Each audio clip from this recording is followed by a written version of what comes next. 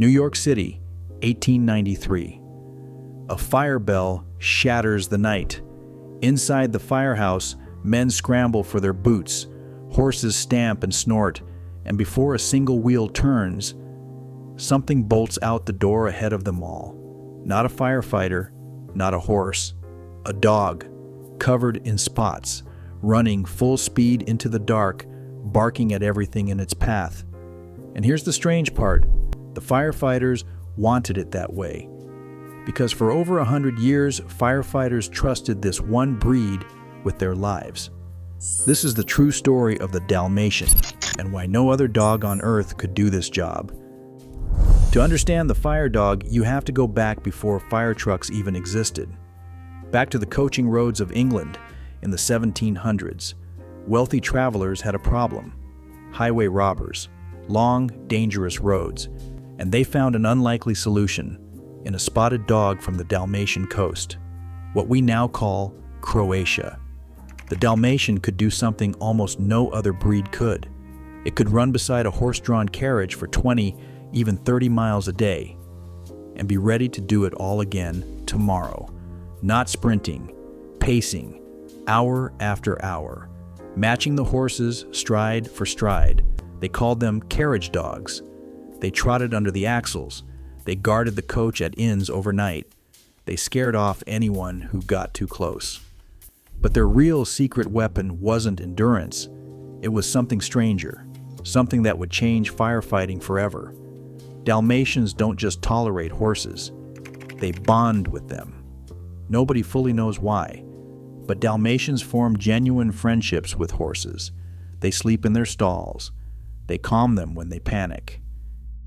And in the 1800s, that mattered more than you'd think, because the first fire engines weren't engines at all. They were wagons, pulled by horses, straight toward the one thing every horse is terrified of: fire. A panicking fire horse could cost minutes, and in a fire, minutes cost lives. So firehouses brought in the one dog that could keep their horses calm in chaos. But the Dalmatian didn't stop there.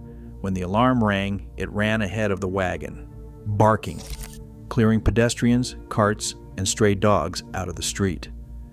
Before sirens existed, the siren had 4 legs and spots. Now here's the part almost nobody talks about. When the firefighters arrived and rushed into the flames, everything they owned sat unguarded in the street. The horses, the brass equipment, the tools. In the 1800s, that gear was worth a fortune, and thieves knew it. Except for one problem: the dog stayed behind. A Dalmatian on the wagon meant nobody touched the horses. Nobody touched the equipment. Firefighters could walk into a burning building knowing their way home was protected by a dog that would not move, would not back down, and would not leave its post. That's why they trusted this breed with their lives. Not because it was cute, because it worked. Before the fire, during the fire, and after.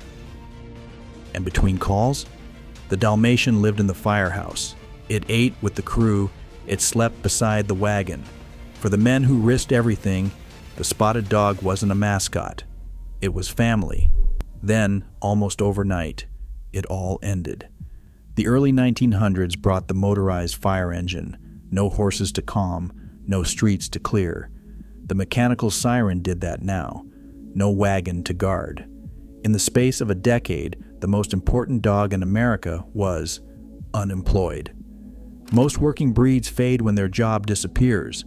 The Dalmatian didn't. Firefighters refused to give them up. The dog stayed, riding on the truck, greeting the crew, standing watch, out of pure tradition and love. 100 years later, firehouses across America still keep Dalmatians. The job vanished. The bond never did. Even the famous Budweiser Clydesdales still travel with a Dalmatian riding up top, a living tribute to the carriage dogs of 2 centuries ago. And the dog itself is just as remarkable as its history. Dalmatian puppies are born completely white. Their spots appear only in the first weeks of life, and no 2 Dalmatians on Earth share the same pattern. It's a fingerprint in fur. But that beautiful coat carries a hidden cost. The The same genes behind the spots are linked to hearing loss. Somewhere between 15 and 30% of Dalmatians are deaf in at least one ear. The breed that once listened for the fire bell sometimes can't hear at all. And still, deaf Dalmatians learn hand signals and live full, happy lives. Loyalty, it turns out, doesn't need ears. So the next time you see a Dalmatian, like this one, my girl Nala, remember what you're really looking at. 200 years of running toward the danger everyone else runs from. A guardian, a partner, the only dog firefighters trusted with their lives. If you love stories like this, subscribe, because every breed has a secret history, and Nala and I are just getting started.